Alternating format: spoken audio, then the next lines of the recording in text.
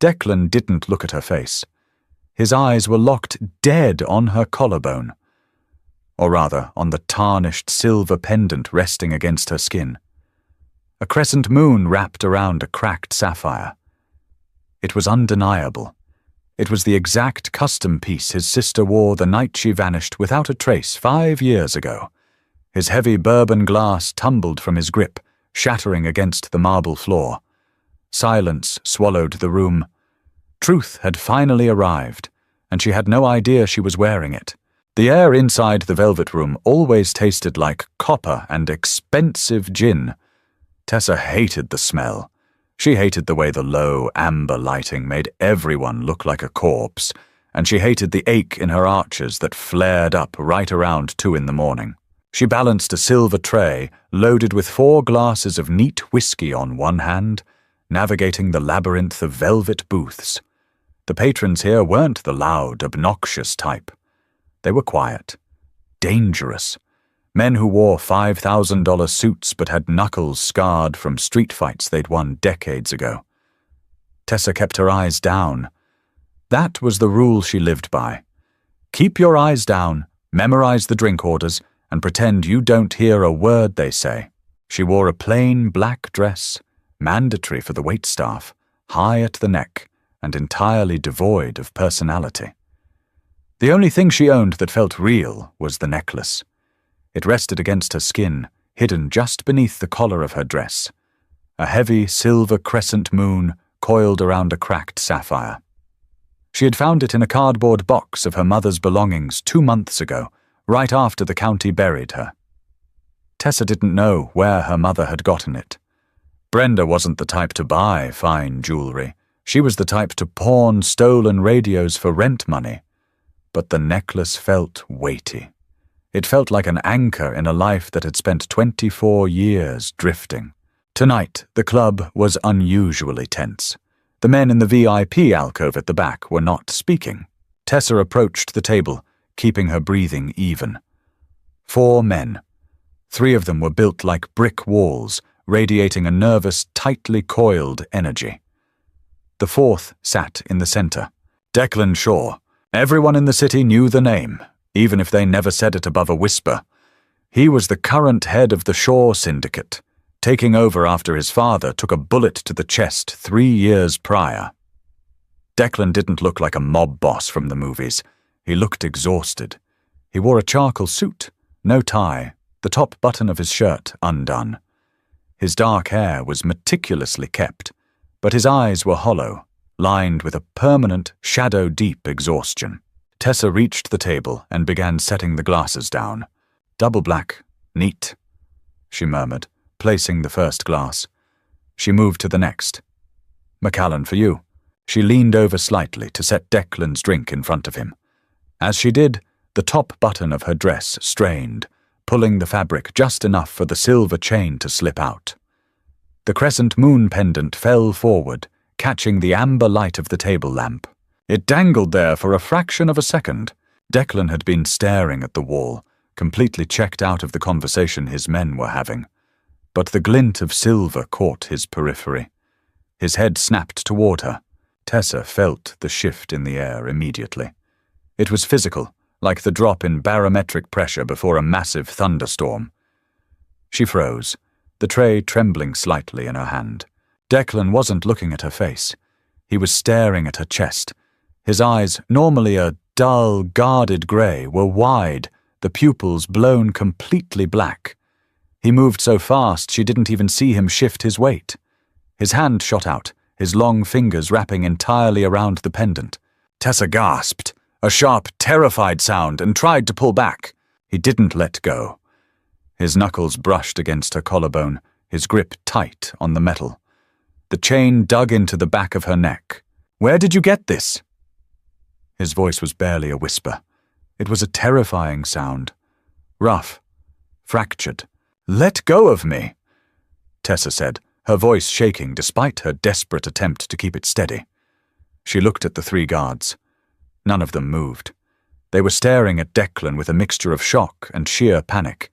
"I said," Declan repeated, his voice dropping an octave, the gravel in his throat vibrating. Where the hell did you get this necklace?" "I don't know what you're talking about!" Tessa forced out, her hands coming up to pry at his fingers. His skin was freezing. "Let go!"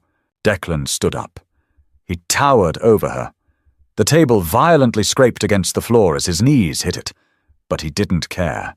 He yanked her closer by the chain. The metal bit into her skin. "My sister," he breathed, the words barely making it past his teeth. "My sister wore this every single day. She had it on the night she disappeared." Tessa's heart hammered against her ribs. She had heard the rumors. Everyone had. Lily Shaw, the golden child of the syndicate, vanished 5 years ago without a ransom note, without a body, without a single trace. It was the wound that had rotted the Shaw family from the inside out. "I said." Declan's voice cracked, a horrifying display of raw, unfiltered grief bleeding through the hardened exterior of a killer. "Who gave this to you?" "My mother!" Tessa choked out. The chain was cutting off her air. "I found it in my mother's things!" Declan stared at her. He searched her eyes, looking for a lie, looking for a flinch. Tessa stared back. She had spent her entire life navigating the whims of angry, unpredictable men. She knew how to make herself small, but in this moment, the sheer injustice of being choked over a piece of dead woman's jewelry sparked a sudden, violent anger in her chest. "Are you going to strangle me for it?" she hissed, dropping the silver tray. It hit the floor with a deafening crash, shattering the remaining glasses. "Because if you want it, you can just take it, but let go of my neck." Declan blinked. The rage in his eyes fractured, replaced by a sudden, jarring clarity. He released the pendant as if it had burned him. Tessa stumbled back, coughing, a hand flying to her throat to rub the red mark forming there. Declan didn't sit back down. He didn't apologize. He turned to the man on his right, a broad-shouldered enforcer named Garrett. "Lock the doors," Declan ordered, his voice suddenly void of all emotion. It was back to the cold, dead monotone of a man who gave orders to kill. "Pay the manager whatever he wants for the loss of business tonight. She's coming with us." "I'm not going anywhere," Tessa said, backing away towards the kitchen doors. Garrett was there before she took her third step. His hand clamped down on her bicep. It wasn't a gentle grip. "You're not a waitress tonight," Declan said, not looking at her. He was staring at the spilled whiskey on the floor.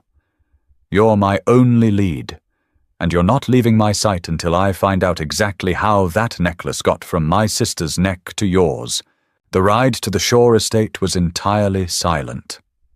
Tessa sat in the back of the armored SUV, sandwiched between Garrett and the heavy reinforced door. Declan sat in the front passenger seat, staring out the window at the rain-slicked streets. Tessa didn't cry. She had stopped crying over things she couldn't control a long time ago. Instead, she spent the drive cataloguing her surroundings, memorizing the turns they took, calculating how fast a heavy door like the one beside her would open if they stopped at a red light. But they didn't stop. They drove straight through the industrial district and up into the hills, passing through massive wrought-iron gates that closed ominously behind them. She was pulled from the car and escorted into a sprawling, modern house that felt more like a fortress than a home. Everything was steel, glass, and dark wood. It was immaculately clean and entirely devoid of warmth. Declan led them down a hallway into an office. He threw his jacket over a leather chair and walked to a wet bar in the corner, pouring himself 2 fingers of scotch. He didn't offer her any.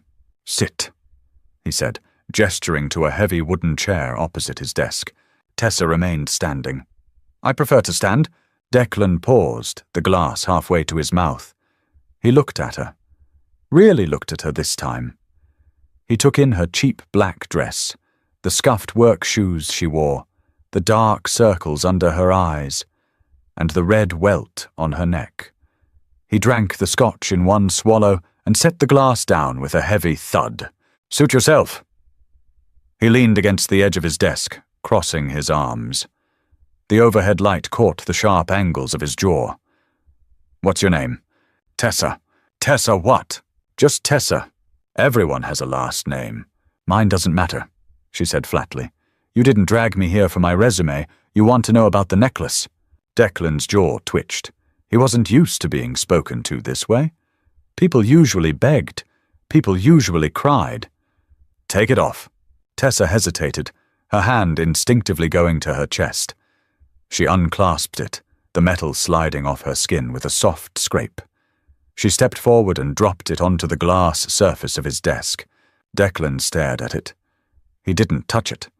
It was as if the piece of jewelry were a bomb ready to detonate. "My father had it made for her 16th birthday," Declan said, his voice surprisingly quiet. "There's an inscription on the back of the moon. Luce Mia, my light. She never took it off. She was wearing it when she walked out of a charity gala 5 years ago and vanished." He looked up, pinning Tessa with a look so intense it made her lungs ache. "So, tell me how a waitress at a 2-bit gambling front ends up wearing my dead sister's necklace." "I told you." Tessa kept her voice steady, refusing to break eye contact. "I found it in my mother's things. She died 2 months ago. Heart failure, complicated by 30 years of chain-smoking and cheap vodka." "Who was your mother?" "Brenda. Brenda Hale." Tessa let out a bitter, humorless laugh. She wasn't a criminal mastermind. She was an addict who lived in a subsidized apartment in the Narrows. She made rent by fencing stolen goods, small-time stuff, stolen laptops, watches off drunk tourists, jewelry she bought off junkies. Declan's brow furrowed. "You're telling me my sister was mugged by a junkie?" "I don't know," Tessa said. "I'm telling you I found it in a shoebox under her bed when I was cleaning out her apartment. There were pawn tickets, a few cheap rings, and that necklace. I liked it. It looked expensive. It felt heavy. I didn't know who it belonged to. If I had, do you really think I'd wear it to work in a club owned by your associates?" Declan remained silent. He turned away, walking to the massive floor-to-ceiling window overlooking the city below. The rain was coming down harder now, streaking the glass. Tessa watched his back. She saw the tension held in the rigid line of his shoulders. Despite herself, despite the fear and the anger, she felt a small, annoying pang of empathy. She knew what grief looked like. She knew what it was to have a hole in your life that never closed up, a constant gnawing ache that dictated every decision you made. "She was 22, Declan said to the glass. "She was supposed to go to law school. She hated all of this, the business, the blood. She just wanted out. I promised her I'd get her out." He turned around, his expression hardened once more. The momentary vulnerability was locked away behind a steel vault. If your mother was a fence, she kept records. Declan stated, a command rather than a question. "Not good ones," Tessa said. "Just a notebook with dates and amounts. Half of it is illegible." "Where is it?" "In her apartment. I haven't finished clearing it out. I work 6 nights a week. I don't have time to pack up 30 years of garbage." Declan walked over to his desk and picked up the necklace. He curled his fingers around it, enclosing it in his fist. "We're going," he said. "Now?" Tessa looked at the grandfather clock in the corner. "It's 3 in the morning." "I've waited 5 years, Tessa," Declan said, his voice dropping to a dangerous, absolute whisper. "I'm not waiting another hour. Garrett!" The office door opened instantly. "Get the car ready. Just me and her." Declan walked past Tessa, pausing just as he reached the door. He didn't look back. "If you're lying to me, Tessa, if we get to this apartment and there is no notebook, or if I find out you had anything to do with Lily, I won't just kill you. I'll make sure you feel every second of it." "I'm not lying," she replied, her voice firm. "But you better hope you're ready for whatever is in that notebook, because fences don't ask questions, and the people they buy from don't leave clean trails. The Narrows looked exactly how it sounded. It was a suffocating stretch of tenement buildings, pressed so closely together they blocked out the streetlights. The rain had turned the gutters into overflowing rivers of trash and oil. Declan parked the black SUV illegally in front of a crumbling brick building. He killed the engine. The only sound was the heavy thrumming of rain on the roof. "Lead the way," he said.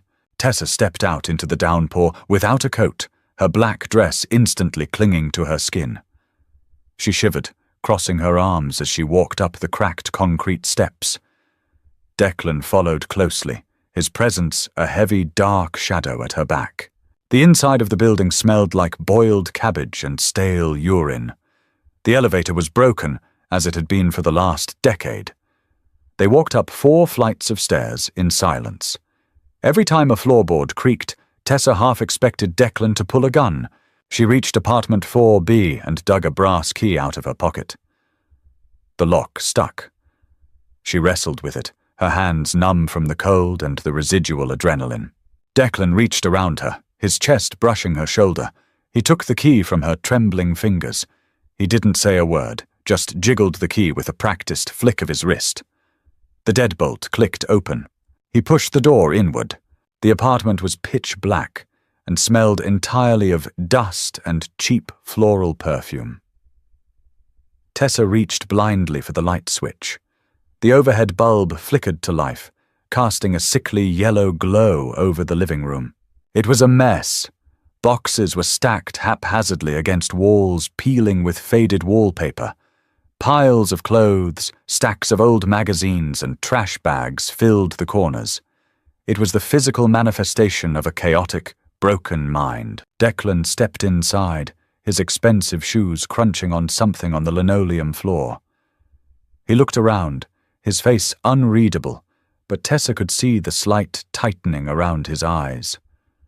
A man who lived in glass and steel couldn't fathom a life lived in this kind of squalor. "Bedroom is in the back," Tessa said, walking past him. She led him down a short, narrow hallway into an even more cramped bedroom. The bed was stripped of its sheets, a stained mattress lying bare. Beneath it, just where she had left it, was a large plastic storage bin. Tessa dropped to her knees, not caring about the dust on the floor, and pulled the bin out. Declan stood in the doorway, watching her. His eyes darted around the room, taking in the pawn tickets pinned to a corkboard, the empty liquor bottles lined up like trophies on the dresser. "She lived like this?" he asked, his voice devoid of its usual sharp edge. "She lived how she could," Tessa said defensively, yanking the lid off the bin. "When you don't have money, you stop caring about aesthetics. You just care about getting through to the next day." She dug through a pile of old tax forms and loose Polaroids until her hand hit a battered, black leather notebook. She pulled it out and stood up, holding it out to him. "Here, this is everything she bought and sold for the last 10 years. Declan took it. The leather was worn soft, the pages yellowed. He opened it, flipping through the chaotic, scrawled handwriting. November 4th, gold watch, broken strap. $50, sold to Jimmy. November 12th, 2 laptops, missing chargers. $100. He turned page after page, his eyes scanning the dates. He knew when Lily had vanished. October 18th, 5 years ago. He flipped back a chunk of pages. The silence in the room was suffocating. Tessa stood still, watching his face. She watched the moment he found it. The color drained from his face so quickly it was as if someone had pulled a plug in his veins. His breathing stopped. "What does it say?" Tessa asked, stepping closer. Declan didn't answer. He just stared at the page. Tessa leaned in, looking over his arm. Written in her mother's sloppy, erratic cursive was an entry dated October 20th, 2 days after the disappearance. October 20th, silver moon necklace, saf-chipped, $500, bought from T.H. T.H., Tessa read aloud. "Who is T.H.?" Declan's hands were shaking. The notebook trembled in his grip. It wasn't fear. It was unadulterated, catastrophic rage. The kind of rage that topples buildings. "Tobias," Declan whispered. The name sounded like ash in his mouth. Tobias Hayes. Tessa didn't know the name, but the look on Declan's face told her exactly what it meant. "Who is he?" she asked softly. Declan slowly closed the notebook. He looked up at her, and the devastation in his eyes was so profound she physically took a step back. "He's my uncle," Declan said, his voice completely hollow. "My father's right hand, the man who sat at my dining room table and held my mother while she cried over Lily's empty casket." Tessa felt a chill race down her spine. The criminal world was brutal, she knew that. But this was a betrayal that cut straight through bone. Declan turned away, pacing the small space of the bedroom. He ran a hand through his hair, gripping the roots. No, it doesn't make sense. Tobias loved her. He practically raised her when my father was inside. Addicts don't make up initials. Tessa pointed out gently, recognizing the denial. They write down exactly who owes them or who they owe. TH brought my mother that necklace 2 days after your sister vanished. Declan stopped pacing. He looked back at the bin on the floor. "What else is in there?" he demanded, dropping to his knees. He didn't care about his suit or the dirt. He started frantically pulling out papers, receipts, old greeting cards. "Just junk," Tessa said, dropping down beside him to help. "I went through it. It's just old bills. People like Tobias don't leave loose ends." Declan muttered, tearing through a stack of envelopes. If he gave a street fence a traceable piece of jewelry, he either made a mistake, or he gave her something else, something she kept. He reached the bottom of the bin. There was a false bottom, a piece of cardboard cut to fit snugly over the plastic base. Declan dug his fingernails under the edge and ripped the cardboard up. Beneath it lay a single, dark, purple velvet box, and a photograph. Declan froze. He reached out with a trembling hand and picked up the photograph. It was a Polaroid, the edges yellowed with age. Tessa leaned in to see. It was a picture taken in what looked like a warehouse. A young woman with bright, terrified eyes and tangled dark hair was tied to a wooden chair. It was Lily. She was alive in the photo, but she looked battered. And standing behind her, his hand resting casually on her shoulder, was a tall, older man with silver hair and a distinct scar crossing his jawline. "Tobias!" Declan choked out. A single, jagged tear cut down his face. Tessa felt her breath hitch. She had lived a hard life, seen ugly things, but the sheer cruelty radiating from that small piece of glossy paper made her nauseous. Her mother had known. Her mother had kept this photo as insurance, or maybe blackmail, hiding it away where no one would ever find it. Declan carefully set the photo down. He picked up the purple velvet box. He flipped the lid open. Inside wasn't jewelry. It was a thick bundle of cash, wrapped in a bank band. $50,000. And a handwritten note. "Keep your mouth shut about the necklace, Brenda, or you end up in the river with her." Declan stared at the note for a long time. The silence stretched until it felt like a physical weight pressing against Tessa's eardrums. She didn't know what to do. She was a waitress. A nobody. She was currently sitting on a filthy floor next to the most dangerous man in the city, holding proof that his own blood had murdered his sister. Slowly, Declan closed the box. He picked up the photograph and tucked it into the breast pocket of his suit, right over his heart. Then he stood up. The man who rose from the floor was not the exhausted, grieving brother who had walked into the apartment. The man standing now was a ghost. Cold. Empty. Lethal. "Get your things," Declan said. His voice was a flat line. "What?" Tessa blinked, looking up at him from the floor. "You have your proof. You know who did it. Let me go. Tobias has spies in every corner of my syndicate," Declan said, staring down at her. "He's managed to hide this for 5 years. If he finds out I know, he runs. If he finds out you were the one who brought me the necklace, you're dead by sunrise." "I can hide," Tessa said, panic finally setting in. "I know how to disappear." "No one disappears from Tobias Hayes," Declan replied, reaching down and wrapping his hand around her arm. He pulled her to her feet, his grip unyielding. "You're in this now, Tessa, whether you want to be or not, and until I put a bullet between my uncle's eyes, you belong to me." Morning at the Shore estate did not break. It bled through the heavy charcoal curtains in dull grey slivers.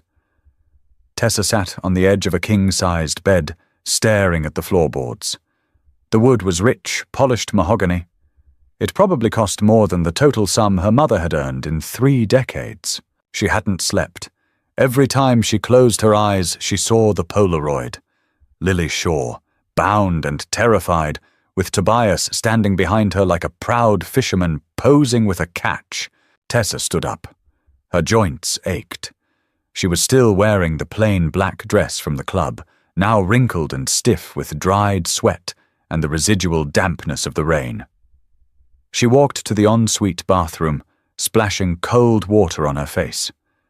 Her reflection was pale, the dark circles beneath her eyes stark against her skin.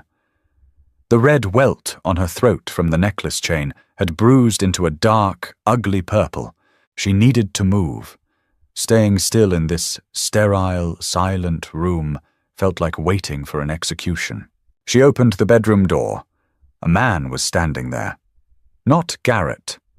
This one was younger, with a broken nose and eyes that looked like they hadn't blinked in an hour. He wore a tailored suit, but the bulge under his left arm ruined the silhouette. "Mr. Shaw requested you stay in the room," the man said. His tone was polite. His posture was a threat. "I need coffee," Tessa replied, not backing down. "And I need to speak with him, now." The guard stared at her for a long moment, weighing his orders against the absolute lack of fear in her voice.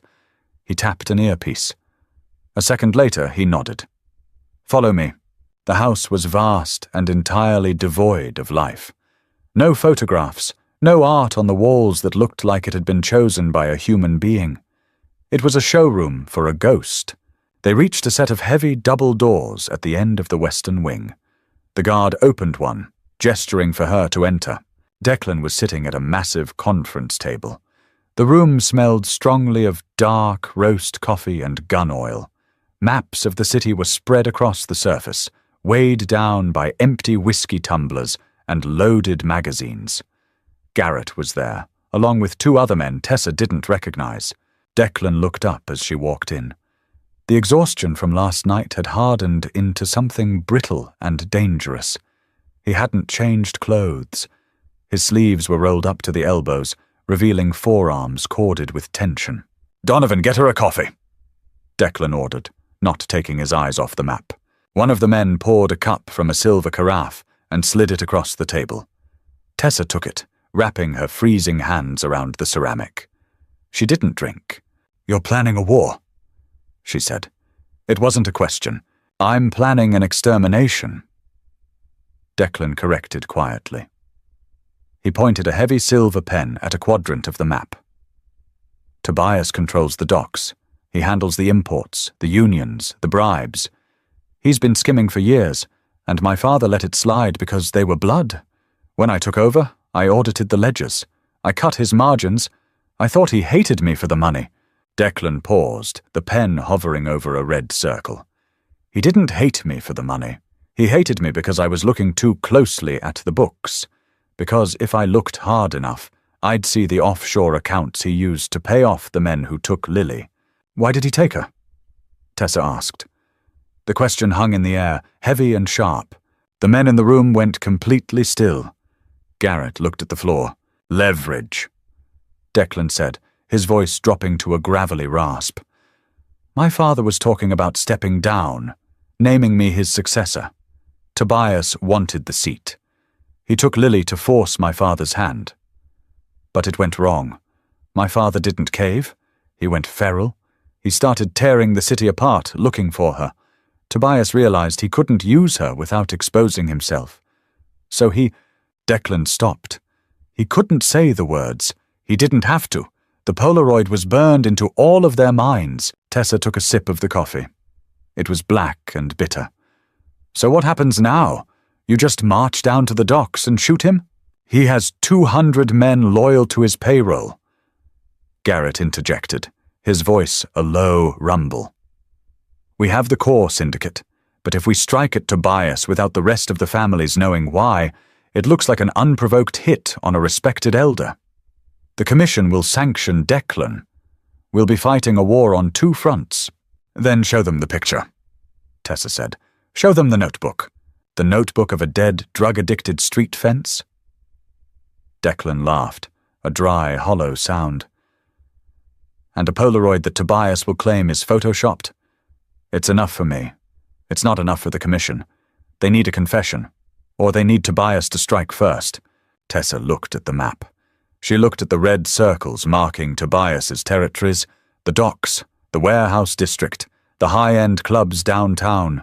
He doesn't know you have the necklace, Tessa said slowly, her mind working through the cynical logic she had learned on the streets.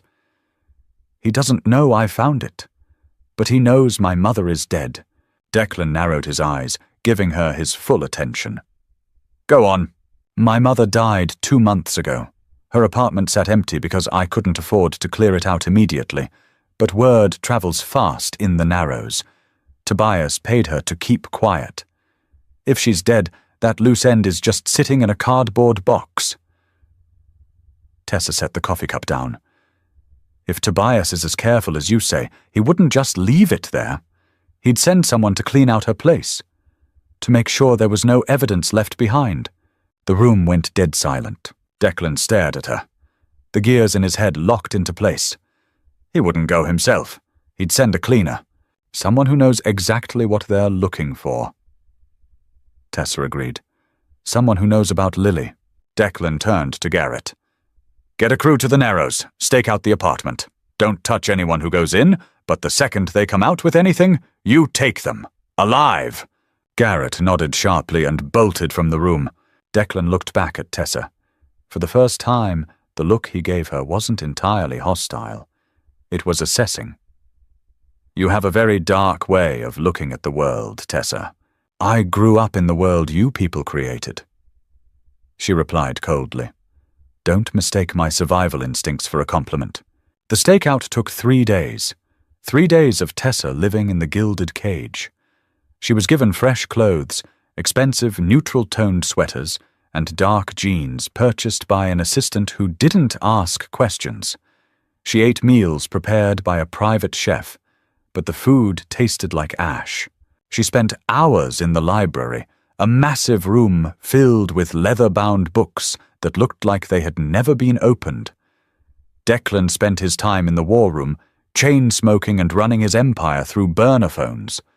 They barely spoke, but the silence between them was thick, heavy with the shared knowledge of the violence looming on the horizon. On the evening of the 3rd day, the storm broke. Tessa was in the kitchen, pouring a glass of water, when the heavy oak doors of the main entrance slammed open. The sound echoed through the cavernous house.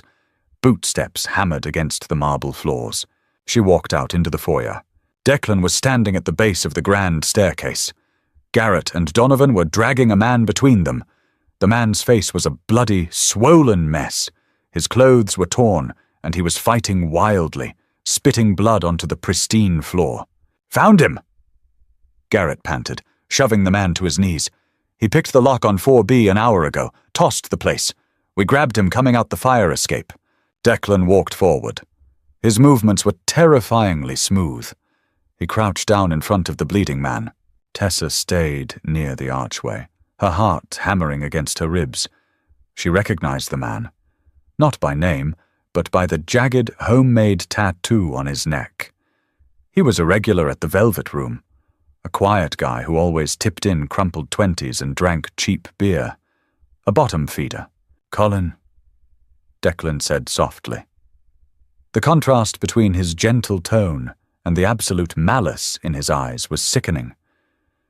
You're a long way from the docks. Colin spat a mouthful of blood at Declan's expensive shoes. Screw you, Shaw! Declan didn't flinch. He reached into his jacket pocket and pulled out a small, clear plastic evidence bag.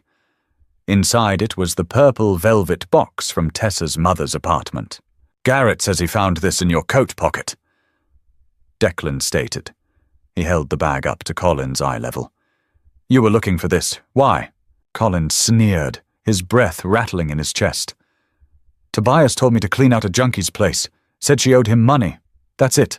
I don't know nothing about no box. You're lying, Declan said, his voice entirely devoid of inflection. Tobias doesn't care about a junkie's debt. He cares about what's inside this box. And if he sent you to get it, it means he trusts you, which means you know why he wanted it. I don't know nothing, Colin yelled, panic finally piercing through his false bravado. Declan stood up. He looked at Garrett. Take him to the basement. Soundproof room. No, wait! Colin thrashed against the iron grip of the two enforcers. Tobias will kill you for this! You can't touch me! I'm protected! Tobias doesn't run this family, Declan said, turning his back on the man. Not anymore. They dragged Colin away. His screams echoed down the hallway until a heavy metal door slammed shut, cutting off the sound instantly. The silence that followed was worse. Declan stood in the foyer alone, staring at the floor where Colin's blood had pooled. He looked exhausted. He looked like a man carrying a mountain on his back. He finally looked up and saw Tessa standing in the shadows of the archway. He didn't look surprised to see her. You shouldn't be down here, he said quietly.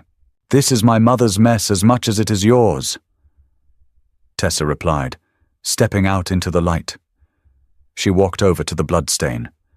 She didn't flinch. He won't talk, not if he thinks Tobias will find out. Tobias operates on fear. You have to offer him something better than fear. Declan scoffed bitterly.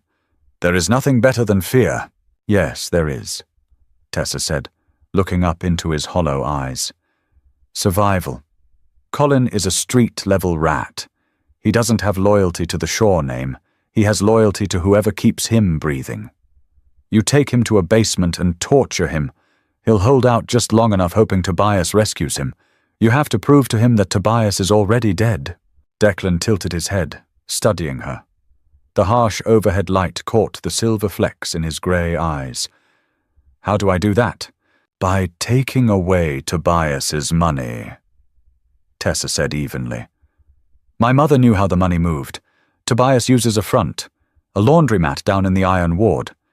The basement is a betting parlour, but that's just a cover. It's a counting room. All the cash from the docks goes there before it hits the offshore accounts. You hit that room. You take his capital. Then you show Colin the cash. You show him that Tobias is bleeding. Declan stared at her. The silence stretched between them, thick and vibrating with tension. He was a mob boss, raised in a world of violence and strategy, and here was a waitress handing him a tactical strike on a silver platter. How do you know this? He asked, his voice low.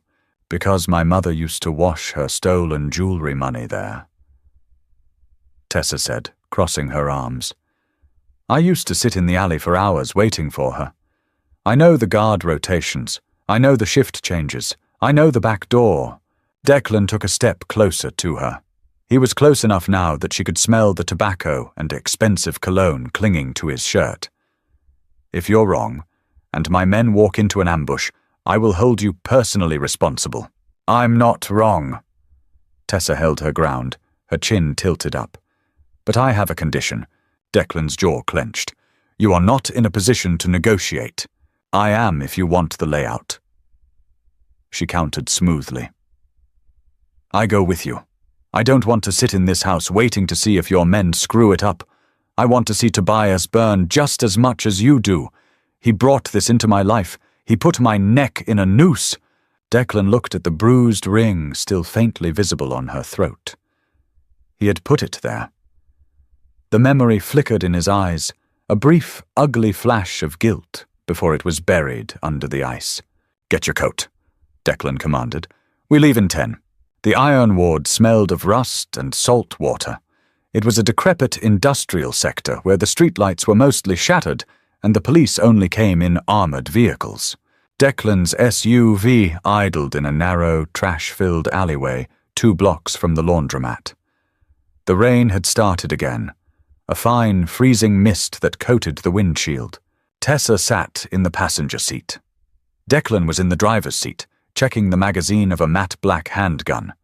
The metallic snick of the clip locking into place was deafening in the quiet cab.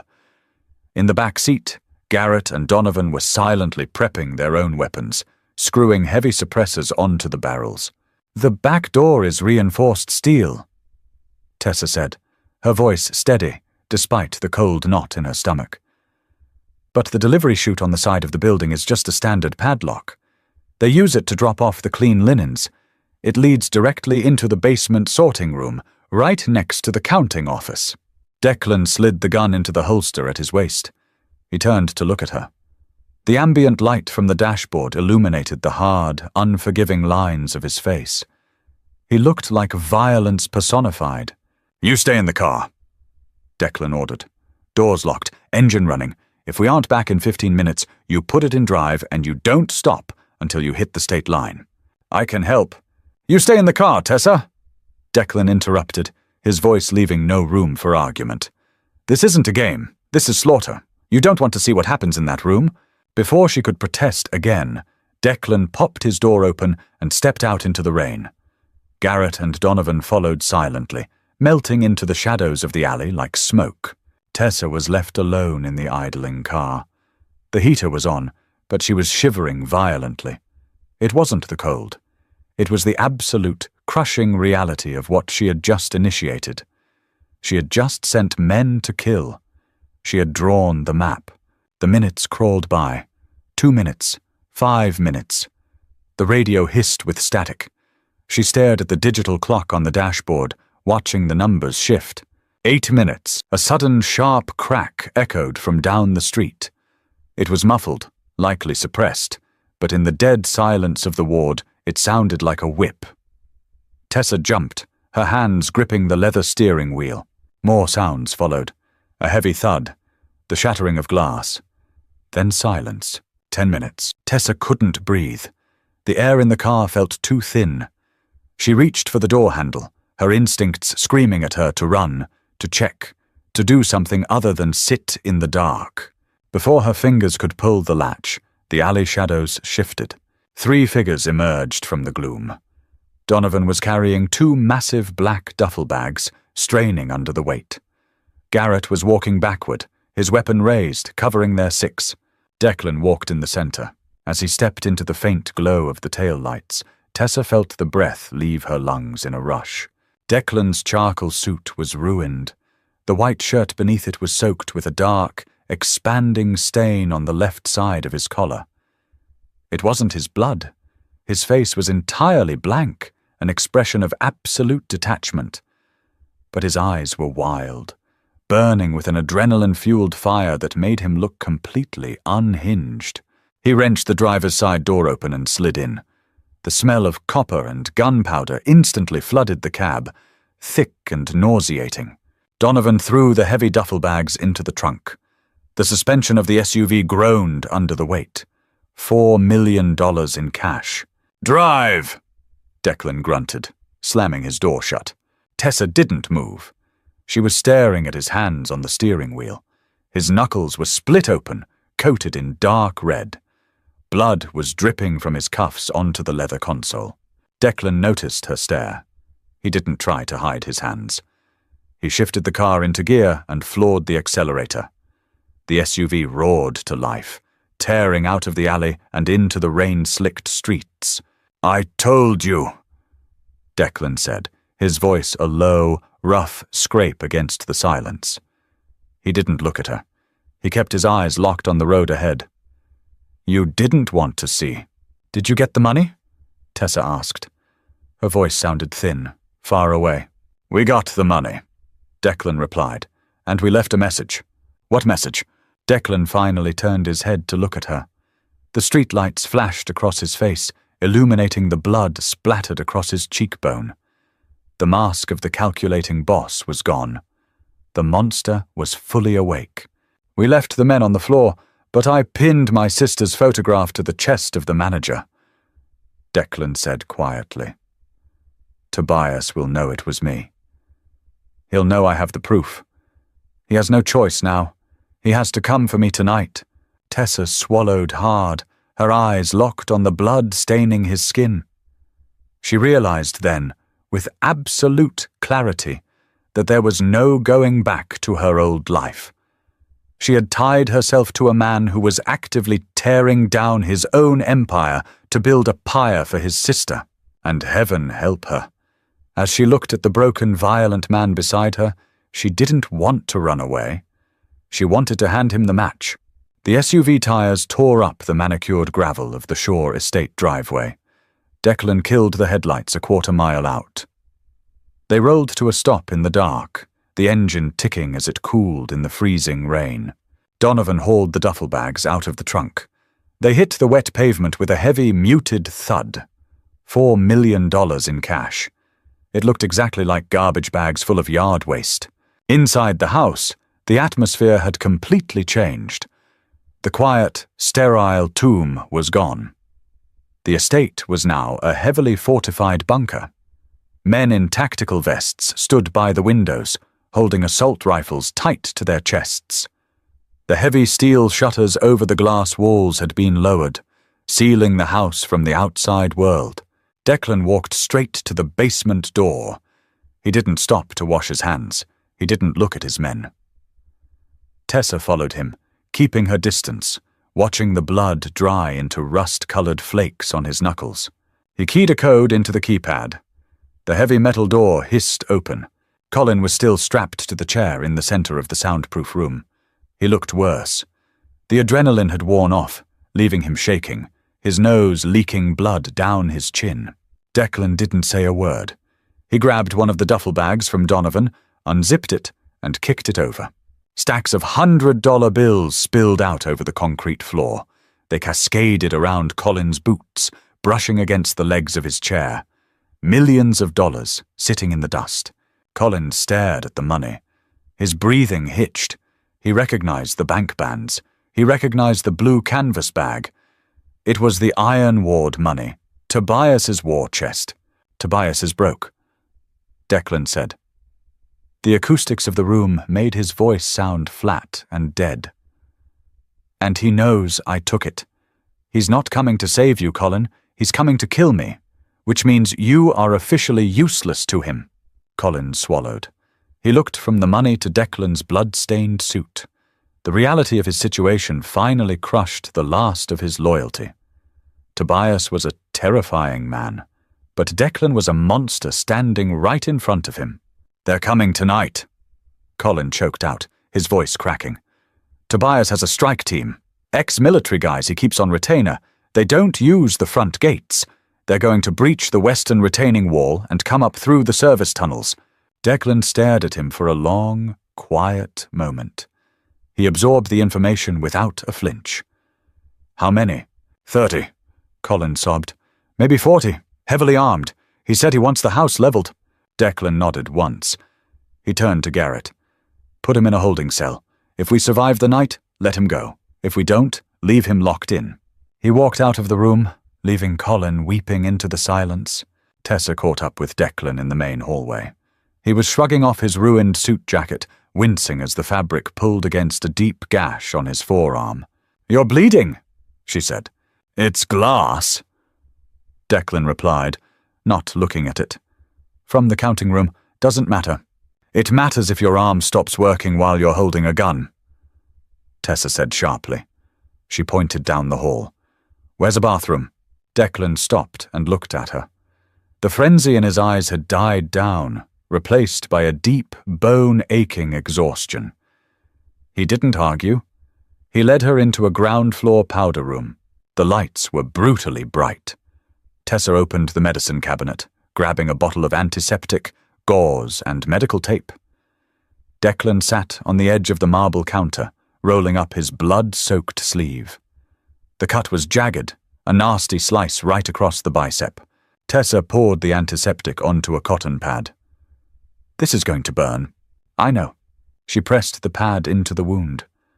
Declan didn't make a sound. His jaw locked, a muscle ticking beneath his ear. But he didn't pull away. Tessa worked quickly, cleaning away the dried blood, wrapping the gauze tight. Her fingers brushed against his skin. He was freezing. "You have to leave," Declan said quietly, watching her hands. "Donovan can take you out through the east garage, get you a hotel out of state." "No," Tessa said, taping the gauze down. Tessa, 40 men are about to come through my floorboards. This isn't a bar fight. This is an execution squad. And if Tobias wins, he'll scour the earth for anyone who helped you. Including me. Including the waitress who found the necklace. She met his eyes. I'm not dying in a cheap motel room looking over my shoulder. If I'm going to die, I'm doing it knowing I saw the man who ruined my mother's life get put in the dirt. Declan studied her face. He saw the cynical, hardened truth there. She was right. There was no walking away for either of them anymore. He reached out with his uninjured hand. He touched the side of her neck, his thumb tracing the faint, fading bruise his own fingers had left there 2 nights ago. The touch was startlingly gentle. I'm sorry for that, he murmured. Don't be, Tessa said, her voice dropping.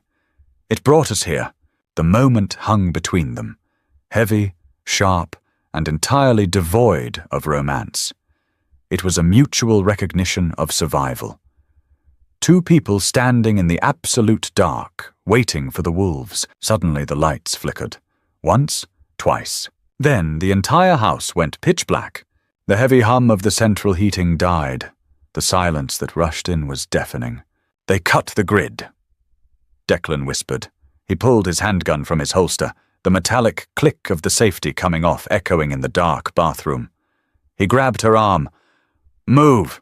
The air turned to ice the moment the power failed. Declan pulled Tessa out of the bathroom and pushed her toward the heavy oak staircase. Upstairs, my father's old office, second door on the left. The walls are reinforced steel behind the drywall. Lock the door and get under the desk. Do not come out until I open the door. What about you? Tessa asked, her heart hammering against her ribs. I have an uncle to catch, Declan said. He didn't wait for her to answer. He turned and vanished into the pitch-black hallway. Tessa didn't hesitate. She took the stairs 2 at a time in the dark, her hands dragging against the banister for guidance. The house was enormous, a labyrinth of shadows. Before she reached the top landing, the first explosion hit. The floorboards violently bucked beneath her feet. The shockwave blew out the massive chandelier in the foyer, sending thousands of crystal shards raining down into the darkness like shrapnel. The sound was deafening, a concussive boom that rattled Tessa's teeth and left a high-pitched ringing in her ears. They had breached the basement. Gunfire erupted instantly. It wasn't the clean, rhythmic popping of movies. It was chaotic, overlapping, and terrifyingly loud. Suppressed weapons hissed, while heavy assault rifles roared, tearing through drywall and shattering the expensive art on the walls. Tessa scrambled to her feet, tasting drywall dust and cordite on her tongue. She found the second door on the left. She threw her weight against it, slipping inside and slamming it shut. She threw the heavy deadbolt. The office was pitch black. She dropped to her hands and knees, crawling across the thick rug until she hit the solid oak of the desk. She wedged herself underneath it, pulling her knees to her chest. Downstairs, it sounded like the world was ending.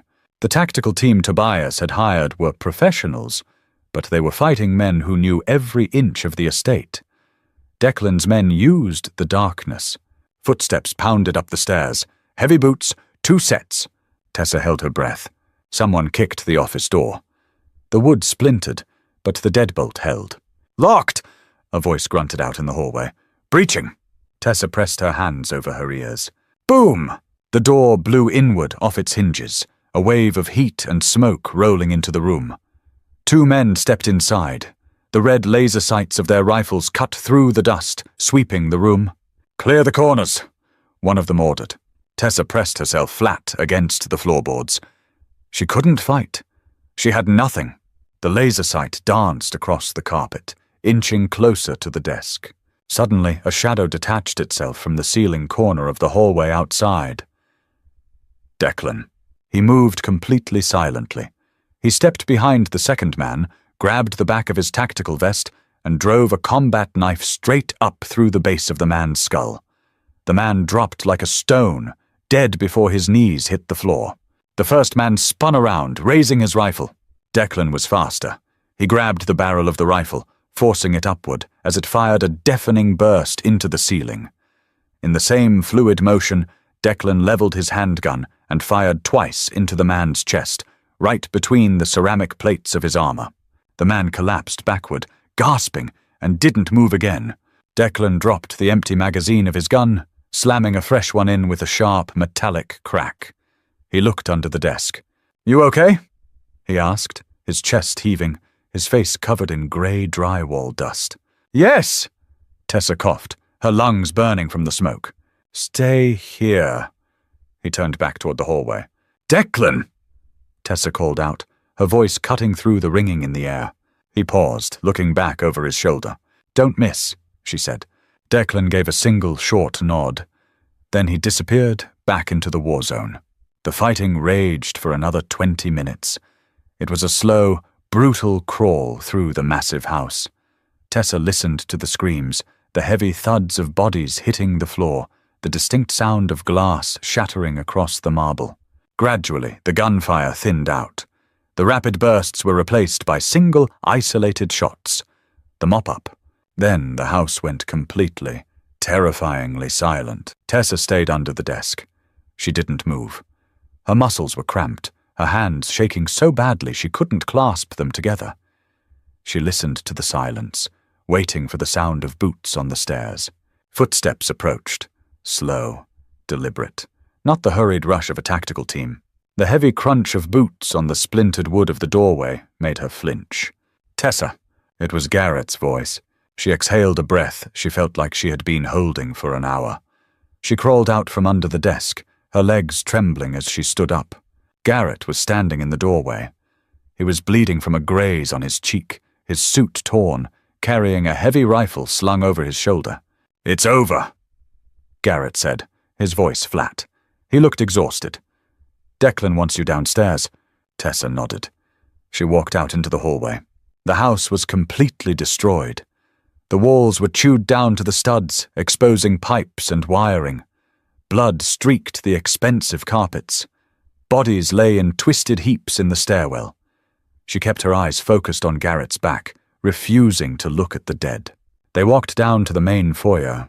Emergency backup lights had kicked on, casting the wreckage in a sickly, dim yellow glow. In the center of the foyer, surrounded by the shattered remains of the crystal chandelier, stood Declan, and kneeling on the ground in front of him, bleeding from a gunshot wound to the leg, was Tobias Hayes. Tobias didn't look like a mob boss anymore. He looked like an old, tired man. His silver hair was matted with sweat and plaster dust. He was holding his leg, his face pale, breathing heavily through his teeth. Declan stood 5 feet away. He had dropped his handgun. He was holding something else in his right hand. Tessa stepped off the bottom stair. Garrett put a hand out, stopping her from getting any closer. She watched. "You ruined it," Tobias wheezed, looking up at his nephew. "Your father built this empire with me. We bled for this city, and you threw it all away over a girl who didn't even want to be a part of it. She was your blood, Tobias," Declan said. His voice wasn't angry. It was terrifyingly calm, the voice of a judge reading a sentence. "She trusted you." "She was a liability," Tobias spat, coughing up blood. "She wanted to go to the feds, Declan. She told me. She couldn't stomach the business anymore. She said she was going to burn it all down to get away from it." Tessa frowned. The narrative shifted, the ugly truth spilling out onto the floor along with Tobias's blood. Lily hadn't been kidnapped for leverage. She had been a whistleblower. She was 22.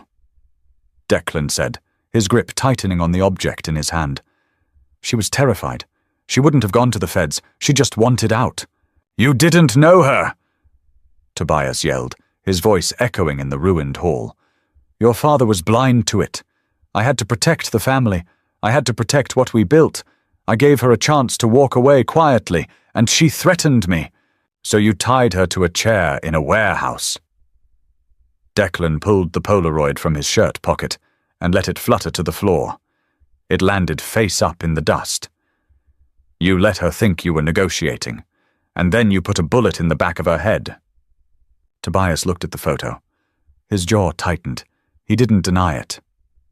It was business, Declan. It was always just business. I didn't want to do it, but she left me no choice. Where is she? Declan asked. The question was barely a whisper. Tobias let out a dry, rattling laugh. You think I left a body? The incinerator down at the old shipyard. 5 years ago, Declan. There's nothing left, not even bone. Declan closed his eyes. For a fraction of a second, the mask slipped. The grief, buried under 5 years of rage and violence, finally cracked his composure. His chest hitched. It was a terrible, vulnerable sound. Tessa felt a sharp ache in her own chest. She knew that feeling. The absolute, soul-crushing finality of knowing you can never fix what was broken. When Declan opened his eyes again, the grief was gone. Only the void remained. He uncurled his fist. The silver crescent moon necklace dangled from his fingers, catching the dim yellow emergency light. Tobias stared at it. His eyes widened slightly. He recognized it immediately. You paid a street rat to keep quiet, Declan said, his voice dropping into a lethal register.